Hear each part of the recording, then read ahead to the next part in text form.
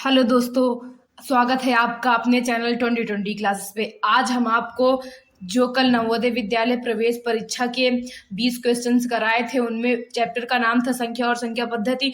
उसका आज हम आगे आपको क्वेश्चंस कराने चल रहे हैं। तो आइए आपके 21 नंबर क्वेश्चन में चलते हैं। आपका 21 नंबर क्वेश्चन कह रहा है कि 4 अंकों की सबसे बड़ी तथा सबसे छोटी संख्याओं का योगफल क्या है। जैसा कि मैंने कल आपको बताया था कि जब 4 अंकों की बड़ी बोले तो 4 बार क्या लिख लेंगे हम, 9। क्या लिख लेंगे, 4 बार 9, तो ये सबसे बड़ी हो गई। और सबसे छोटी बोलेगा तो क्या करेंगे हम, 1 लिख के कितने जीरो, 3 जीरो। इनके बीच में हमें क्या पूछा है, इनका योगफल पूछा है। क्या पूछा है कि 4 अंकों की सबसे बड़ी तथा छोटी संख्या का योगफल। तो आइए जोड़ देते हैं, योग इज इक्वल प्लस, इनको जोड़ेंगे तो आपका आएगा, इसको जब आप ऐड करेंगे तो आपका आएगा 9 9 9 9 1 10, यानी इतना आ गया। तो 4 अंकों की सबसे बड़ी संख्या तथा 4 अंकों की सबसे छोटी संख्या का योगफल कितना आया हमारा, 10,999। आइए आपके 22 नंबर क्वेश्चन में चलते हैं। आपका 22 नंबर क्वेश्चन कह रहा है कि 16,0813 को कैसे लिखा जाता है। तो इसको तो हल करने की जरूरत है नहीं। आइए सब देखते हैं ये क्या लिखा। इसमें तो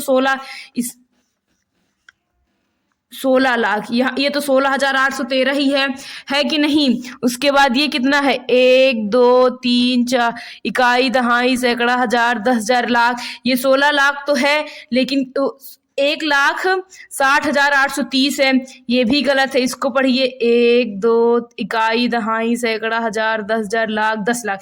ये है आपका 16,0813। तो 16,0813 कैसे लिखा जाएगा।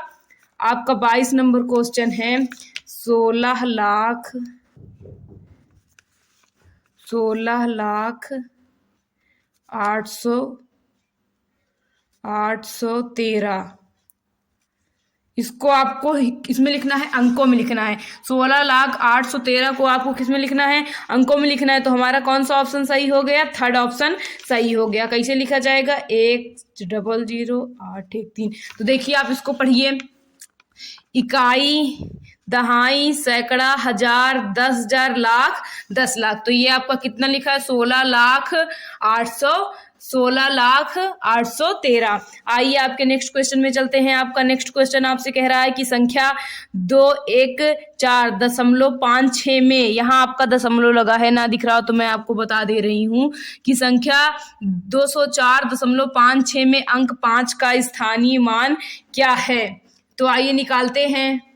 आपका नेक्स्ट क्वेश्चन क्या कह रहा है कि संख्या 214.56 में अंक 5 के स्थानीय मान क्या है। आइए आपका 23 नंबर क्वेश्चन हम सॉल्व करते हैं। 214.56 में हमें 5 का क्या फाइंड करना है, स्थानीय मान। तो आप यहाँ पे ध्यान देंगे, जब हमें दशमलव का स्थानीय मान ज्ञात करने के लिए पूछे तो दशमलव के बाद जितने अंक रहेंगे, जैसे हम उस संख्या को लिख कर गुणा करते थे, अब यहाँ पे हम भाग करेंगे। क्या करेंगे, भाग। तो दशमलव के बाद हमसे किसका पूछा है, 5 का। तो 5 के नीचे ऐसे लाइन खींचेंगे तो 5। अभी जब तक दशमलव नहीं लगा था हम यहाँ पे गुणा करते थे, लेकिन अब यहाँ गुणा ना करके क्या करना है, भाग। 5 के बाद कितना अंक है, 1। तो 1 लिख के कितना जीरो, 1 जीरो। तो 5/10, यानी 5 का स्थानीय मान कितना आ गया, 5/10। आइए ऑप्शन में देखते हैं। पहला ऑप्शन है आपका 5 इकाई, ये नहीं है। दूसरा ऑप्शन है 5 दहाई, ये भी नहीं है। 5 दसवें, तो 5 दसवें है ना। तो आपका कौन सा ऑप्शन सही हो जाएगा, थर्ड ऑप्शन आपका एकदम करेक्ट हो जाएगा। आइए आपके नेक्स्ट क्वेश्चन में चलते हैं। आपका नेक्स्ट क्वेश्चन कह रहा है 7,0,1 तथा 3 से बनने वाली 5 अंकों की छोटी से छोटी सम संख्या क्या है। हमारा 24 नंबर क्वेश्चन कह रहा है कि 7,0,1,2,3 इन अंकों का प्रयोग करके आपको छोटी से छोटी सम संख्या बनानी है। क्या बनाना है, छोटी से छोटी सम संख्या। तो चलिए बनाते हैं। तो चलिए, सबसे छोटी संख्या बनानी है तो सबसे पहले क्या लिखेंगे, 1। उसके बाद क्या लिखेंगे, 0, क्योंकि हमें सम बनानी है। तो क्या कहते हैं, हम एक सम छोड़े रहेंगे। फिर क्या लिखेंगे, 3 दिन 7, फिर 2। तो आपकी छोटी से छोटी सम संख्या इन अंकों के प्रयोग से क्या बनी? 10,372। तो ऑप्शन में देखिए आपको कौन सा ऑप्शन मिल रहा है? 10,372। पहला ऑप्शन आपका क्या हो जाएगा? सही हो जाएगा। आइए आपके 25 नंबर क्वेश्चन में चलते हैं। आपका 25 नंबर क्वेश्चन कह रहा है निम्नलिखित में से कौन सी अभाज्य संख्या है? कल मैंने आपको अभाज्य संख्या की परिभाषा बताई थी, फिर से आज बता दे रही हूँ। वे संख्या जो खुद से कटे, एक से कटे और किसी अन्य से ना कटे, उसी को हम अभाज्य संख्या कहते हैं। तो आइए ऑप्शन में चेक करते हैं। 91 खुद से कट जाएगा, एक से कट जाएगा और 13 से भी कट जाएगी, किसी अन्य से कट जा रहा है तो ये क्या हो गई? हमारी भाज्य संख्या हो गई। 93 खुद से कटेगी, एक से कटेगी और किसी अन्य से कटेगी, नहीं कटेगी। 95 देखते हैं, ये खुद से कट जाएगी, एक से कट जाएगी और 5 से भी कट जाएगी, तो ये भाज्य संख्या हो जाएगी। उसके बाद 97, इसको देखिए, ये खुद से कट जाएगी और किससे कट जाएगी? एक से कट जाएगी। 97 खुद से कटेगा और एक से कटेगा, बाकी किसी अन्य से नहीं कटेगा। लेकिन जो 93 है, आपने ध्यान नहीं दिया, ये 9 3 लिखा है, यानी ये 3 से कट जाएगा। तो ये तीनों तो हमारी क्या हो गई? भाज्य संख्याएं हो गई। और हमसे पूछा क्या है? अभाज्य संख्या। तो अभाज्य संख्या आपको क्या हो जाएगा? 97। देखिए ये 13 से कट जाएगा और खुद से कट जाएगी, एक से कट जाएगी। जो खुद से कट जाती है, एक से कट जाती है और किसी अन्य से कट जाती है, उसे हम भाज्य संख्या कहते हैं। क्या कहते हैं? भाज्य संख्या। 93 जो है वो खुद से कटेगा और एक से कटेगा और 3 से भी कट जाएगा, यानी ये कट जा रहा है, ये भी भाज्य है। उसके बाद 95 में भी यही कंडीशन, लेकिन 97 खुद से कट रहा है, एक से कट रहा है, किसी अन्य से नहीं कट रहा है। तो आइए आपके नेक्स्ट क्वेश्चन में चलते हैं। आपका नेक्स्ट क्वेश्चन कह रहा है कि 1 से 25 तक की संख्याओं का योगफल क्या होगा? इसको सॉल्व करने के लिए एक फॉर्मूला होता है, तो आइए इसे सॉल्व करते हैं हम। तो देखिए हमसे पूछ रहा है कि 1 से 25 तक की संख्याओं का योगफल क्या होगा। जब प्राकृतिक संख्या का योग पूछे तो आपका फॉर्मूला होता है प्राकृतिक संख्या का योग इज इक्वल n गुणे n+1/2। इस फॉर्मूले पे रख के हम योग निकाल लेते हैं। तो चलिए निकालते हैं। n वो होता है जहां तक आपसे पूछा रहता है। कहां तक पूछा है? 25 तक। तो n बराबर क्या हो जाएगा आपका? 25। तो योग इज इक्वल, आइए निकालते हैं, 25 गुणे 25 + 1/2। फिर योग आपका आएगा 25 गुणे 26/2। 2 से काटेंगे, कितना आ गया आपका? 13।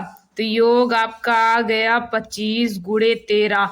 इनका मल्टीप्लाई करेंगे तो आपका आए, जब इसका मल्टीप्लाई करेंगे तो आपका आएगा 325। तो अतः 1 से 25 तक की सभी संख्याओं का योग कितना होगा? 325। तो आइए आपके नेक्स्ट क्वेश्चन में चलते हैं। आपका नेक्स्ट क्वेश्चन कह रहा है कि संख्या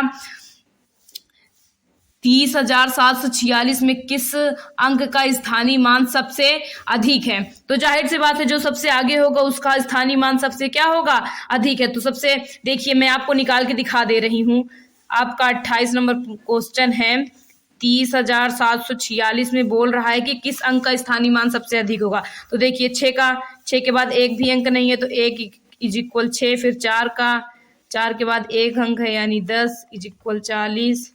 फिर किसका निकालेंगे? 7 का, 7 गुणते 100 इज इक्वल 700। फिर किसका निकालेंगे? 0 का, 0 गुणते 0, 0 गुणते 1000 इज इक्वल 0। फिर 3 का निकालेंगे, 3 इज इक्वल 4 अंक है, यानी कितना? 30,000। तो देखिए सबसे अधिक किसका आया है? 3 का। तो हमारा आंसर क्या हो जाएगा? Option first. आपका नेक्स्ट क्वेश्चन कह रहा है कि छोटी से छोटी विषम संख्या जो अंकों 1, 0, 3, हमें छोटी से छोटी क्या बनानी है? विषम संख्या बनानी है। तो चलिए बनाते हैं। आपका 29 नंबर क्वेश्चन सॉल्व करते हैं। किन किन अंकों का प्रयोग करना है हमें? 1, 0, 3, 4, 5। इन अंकों का प्रयोग करके हमें छोटी से छोटी विषम संख्या बनानी है। क्या बनानी है? छोटी से छोटी विषम संख्या इन अंकों के प्रयोग से बनाई जा सकती है। तो सबसे छोटा क्या है इसमें? 1। फिर क्या लिखेंगे? 0। फिर क्या लिखेंगे? 3, फिर 4, फिर 5। तो आपकी छोटी से छोटी विषम संख्या क्या होगी? 10,345। तो आइए आपके नेक्स्ट क्वेश्चन में चलते हैं। आपका नेक्स्ट क्वेश्चन कह रहा है हमसे, वह छोटी से छोटी सम संख्या बताइए जिसका निर्माण 0, 1, 2, 3 से हुआ हो। तो आइए बताते हैं आपको छोटी से छोटी सम संख्या। देखिए हमारा अगला क्वेश्चन है, वह छोटी से छोटी सम संख्या बताइए जिसका निर्माण 0 1 2 3 से हुआ हो। यानी आपका 30 नंबर क्वेश्चन हमसे कह रहा है कि 0 1 2 3 इन अंकों का प्रयोग करके आपको छोटी से छोटी सम संख्या बनानी है। क्या बनाना है? छोटी से छोटी सम संख्या। तो जैसा कि मैंने आपको बताया छोटी से छोटी बनानी, तो सबसे छोटा इसमें क्या है? एक। एक के बाद क्या लिखेंगे हम? 0। और हमें ये ध्यान रखना है कि सम बनाना है, तो 1 0 3 2 ये आपकी क्या हो जाएगी? छोटी से छोटी सम संख्या हो जाएगी। आइए आपके नेक्स्ट क्वेश्चन में चलते हैं। देखिए आपका अगला क्वेश्चन कह रहा है 31 नंबर कि 1 से 50 तक कितनी अभाज्य संख्याएं हैं। अभाज्य संख्या की डिफिनेशन क्या होती है, मैं फिर से रिपीट कर दे रही हूँ। वो संख्या जो खुद से कटे, किसी अन्य से कटे, वो संख्या जो खुद से कटे, एक से कटे और किसी अन्य से ना कटे, उसे हम क्या बोलते हैं? अभाज्य संख्या। तो हमसे पूछ रहा है 1 से 50 के बीच कितनी अभाज्य संख्याएं हैं। तो इसका एक ट्रिक है, लेकिन अभी आप ट्रिक मत जानिए, आप अभी मेथड से सॉल्व करिए। तो चलिए लिखते हैं 1 से 50 के बीच में कितनी अभाज्य संख्याएं आएंगी। तो चलिए शुरू करते हैं। देखिए सबसे पहली सबसे छोटी आपकी अभाज्य संख्या 2 होती है। ये खुद से कटेगी, एक से कटेगी, लेकिन किसी अन्य से नहीं कटेगी। उसके बाद आपकी 3, उसके बाद 5, उसके बाद 7, उसके बाद 11, उसके बाद 13, फिर 17, फिर 19, फिर 23, फिर 29, फिर 31, फिर 37, फिर 41, फिर 43, फिर 47। तो हमें कहाँ से कहाँ तक ज्ञात करनी थी? 1 से 50 तक। तो हमने एक हमारी भाज्य संख्या होती है, तो 1 से 50 तक हमने शुरू किया। कहाँ तक गए हैं हम? 47 तक गए हैं। तो आइए गिनते हैं कितनी अभाज्य संख्याएं हैं। 1 2 3 4 5 6 7 8 9 10 11 12 13 14 15। तो 1 से 50 तक के बीच में कितनी अभाज्य संख्याएं हैं? 15। तो अभाज्य संख्या इज इक्वल 15। तो आपका ऑप्शन कौन सा सही हो जाएगा? फर्स्ट ऑप्शन सही हो जाएगा। देखिए मैंने आपको जो डिफिनेशन बताया है, उसी डिफिनेशन के आधार पर ये संख्याएं मैंने लिखी हैं। तो आइए आपके नेक्स्ट क्वेश्चन में चलते हैं। आपका नेक्स्ट क्वेश्चन कह रहा है कि सबसे छोटी अभाज्य संख्या क्या है। अभी मैंने आपको बताया जस्ट। तो सबसे छोटी अभाज्य संख्या क्या हो जाएगी आपकी? 2। क्या हो जाएगी? 2। आइए आपके अगले क्वेश्चन में चलते हैं। आपका अगला क्वेश्चन कह रहा है कि 1 से लेकर 20 तक की सभी सम संख्याओं का योगफल ज्ञात कीजिए। तो नॉर्मली आप क्या करेंगे? 1 से 20 तक जितनी सम संख्याएं होंगी लिखेंगे, फिर उन्हें जोड़ देंगे। लेकिन इसको ज्ञात करने का एक फॉर्मूला होता है। तो आपका 33 नंबर सवाल का सॉल्व होगा, सम संख्याओं का योग इज इक्वल, योग आपका फॉर्मूला होता है n/2 ब्रैकेट में n/2 + 1। ये आपका फॉर्मूला होता है। n क्या होगा जहां तक हमसे पूछा है। तो आइए रखते हैं, योग इज इक्वल 20/2 ब्रैकेट में 20/2 + 1। कट गया आपका 20/2 गुणते 11। कितना आ गया आपका योग? 110। कितना आ गया? 110। तो 1 से लेकर 20 तक की सभी सम संख्याओं का योग कितना होगा? 110। आप चाहें तो लिखकर भी ऐड कर सकते हैं, लेकिन फॉर्मूले से लगाएंगे तो जल्दी से आपका आंसर आ जाएगा। आपका नेक्स्ट क्वेश्चन कह रहा है कि प्रथम 15 विषम संख्याओं का योगफल क्या होगा। जब विषम संख्याओं का योगफल पूछता है तो हम उसका फॉर्मूला होता है, विषम संख्या का योगफल इज इक्वल n²। इसका फॉर्मूला होता है n। जहां तक पूछा रहता है उसी को हम क्या कर देते हैं? स्क्वायर। कह रहा है कि प्रथम 15 विषम संख्याओं का, तो योग इज इक्वल आपका आएगा 15 का वर्ग। तो 15 का वर्ग आपका होता कितना है? 225। तो प्रथम 15 विषम संख्याओं का योग कितना होगा? 225। आइए आपके अगले क्वेश्चन में चलते हैं, अगले और लास्ट क्वेश्चन में चलते हैं। आपका अगला और लास्ट क्वेश्चन है कि 50 तथा 90 के बीच सभी अभाज्य संख्याओं का योग कितना है। देखिए बच्चों, आपका लास्ट क्वेश्चन कह रहा है कि 15 तथा 90 के बीच सभी अभाज्य संख्याओं का योग कितना होगा। जैसा कि मैंने अभी आपको बताया था कि अभाज्य संख्या निकालने का तरीका क्या होता है। वे संख्या जो खुद से कटे, किसी अन्य से ना कटे और एक से कटे, वो संख्या जो खुद खुद से कटे, एक से कटे और किसी अन्य से ना कटे, उसे अब हम अभाज्य संख्या कहते हैं। हमें 50 से लेकर 90 के बीच में अभाज्य संख्या लिखनी है। उसके बाद उनका क्या करना है, योग करना है। क्या करना है, योग। तो चलिए लिखते हैं। 50 के बाद आएगा 51, वो भी कट जाएगा। 52, वो भी कट जाएगा। तो आपकी होगी 53। उसके बाद होगा आपका 59, उसके बाद 61, फिर 67, फिर आपका आएगा 71, फिर 73, फिर 79, फिर 83, फिर 89।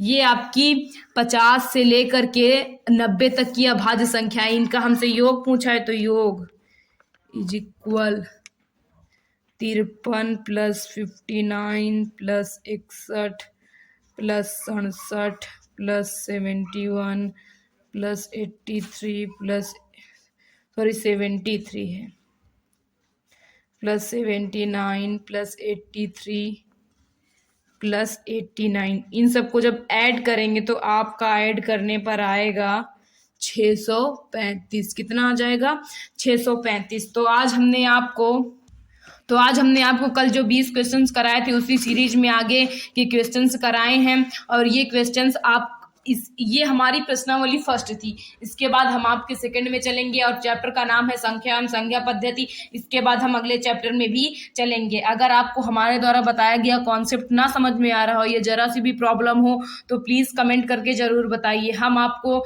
समझाने का पूरा प्रयास करेंगे। इसका फर्स्ट पार्ट हमारे डिस्क्रिप्शन बॉक्स में होगा, तो आप वहाँ पे जाकर देख सकते हैं। और हमारे सभी क्लासेस को आप देखिए। जब आप शुरुआत से देखेंगे तो चीज़ें आपको समझ में आएंगी।